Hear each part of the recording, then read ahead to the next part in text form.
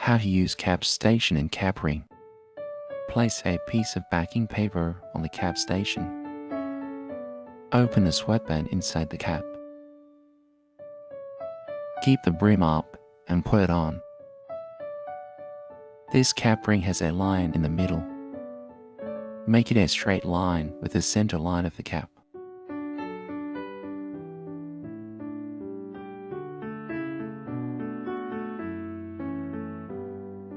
Snap the cap ring on. If the cap ring cannot snap on,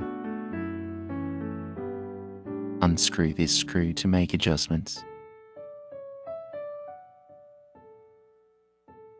Adjust to the right position and tighten the screw. This position requires the clips.